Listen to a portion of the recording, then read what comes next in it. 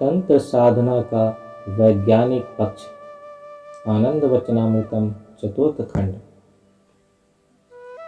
तुम शायद यह अच्छी तरह से जानते हो कि साधना का अर्थ है तंत्र और तंत्र का अर्थ है साधना।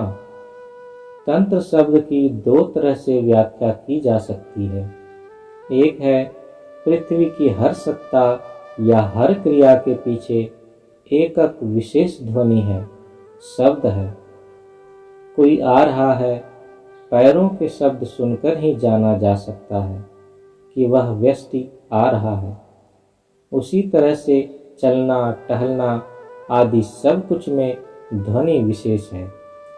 कई बार मनुष्य एकदम थम कर बैठा रहता है, उसे जड़ता कहते हैं। किंतु जड़ता का भी बीज मंत्र मूल ध्वनि है।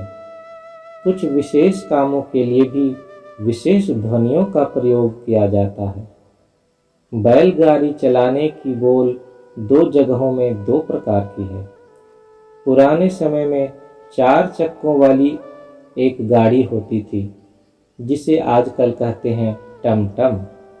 यह ठीक है कि आजकल टमटम का चलन नहीं है, किंतु उस समय जब वे लोग चाहते थे तब वे घोड़े से कहते थे र र र र र र। जैसे ही वह र र र र की आवाज़ करता, घोड़ा दौड़ना शुरू कर देता, और जब सारथी था कहता और लगाम खींच लेता, तभी घोड़ा थम जाता।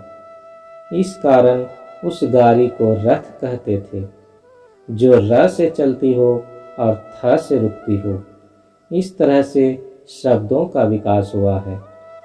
पुराने जमाने में धर्मांध लोग चमड़े का जूता या चर्म पादुका व्यवहार नहीं करते थे।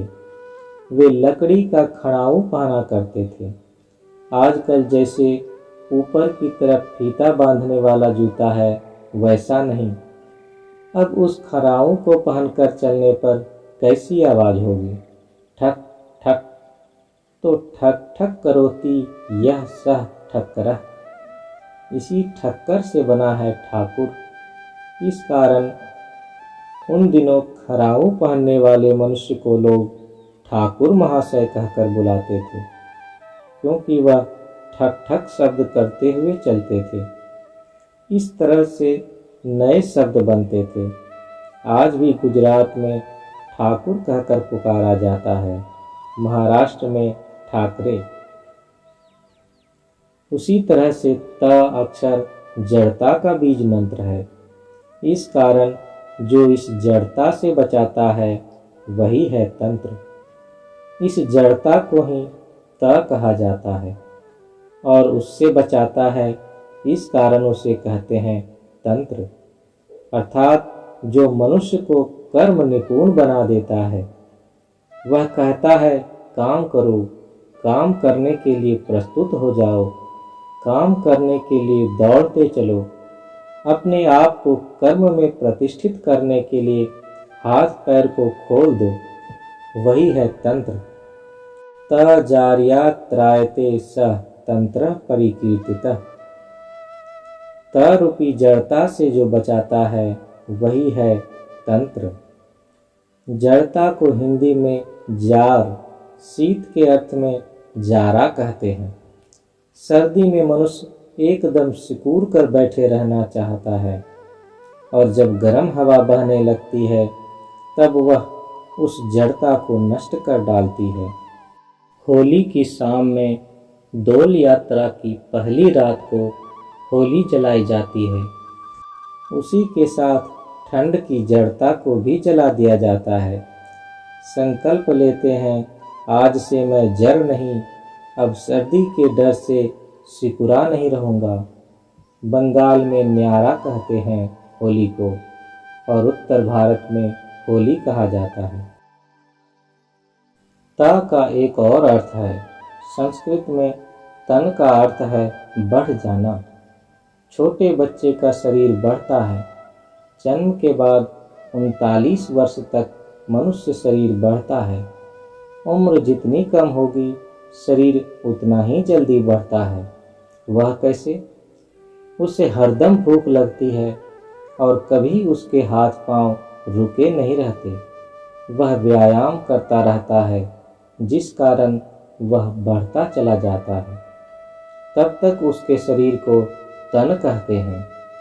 39 वर्ष तक मनुष्य का शरीर किसी न किसी रूप में बढ़ता है। इस कारण इस उम्र तक शरीर को तन कहते हैं और 39 वर्ष के उपरांत शरीर धीरे धीरे क्षीण होने लगता है।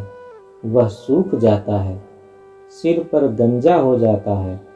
इस कारण ही उसे कहा जाता है शरीर। शरीर का अर्थ है शीर्ण हो जाना, जिसका स्वभाव है। तन का अर्थ है विस्तारित होना, और इस दृष्टि से तंत्र हुआ विस्तृति के द्वारा जो मनुष्य को रास्ता दिखाया। इस तरह तंत्र के दो अर्थ हुए, परंतु दोनों अर्थ असल में एक ही हैं। मनुष्य की साधना कैसे होगी? मनुष्य का बंधन, मनुष्य की क्षुद्रता कहाँ है? वह है मन में। जिसका मन छोटा है वह छोटा है, जिसका मन बड़ा है वही बड़ा है। साधना है मन को बड़ा बनाने की साधना। मन को किस तरह से बड़ा बनाया जाए? मन का धर्म है कि वह जो भी सोचता है मन वही बन जाता है। यादृशी भावना यस्य सिद्धिर्भवति तादृशी। इस कारण उन विराट पुरुष की, परम पुरुष की भावना ही है असल साधना, क्योंकि परम पुरुष से बड़ा और कोई भी नहीं है। और इस क्षुद्रता की भावना के मिट जाने पर ही मन बड़ा हो जाता है। मन में जो जड़ता का बंधन था, जिसने मन को बांध कर रखा था, मन विराट हो जाए तब उस वस्तु की वैसी दशा होगी। मान लो तुम्हें किसी ने रस्सी से बांध रखा है और तुमने अपने शरीर को बहुत बड़ा बना लिया, तब उस रस्सी की अवस्था क्या होगी? वह टूट जाएगी। उसी तरह प्रकृति के जिन बंधनों के कारण आज तुम एक क्षुद्र मनुष्य हो, मन को तुम बड़ा बना लो, तब वह बंधन टूट जाएगा, कट जाएगा। यही तंत्र है।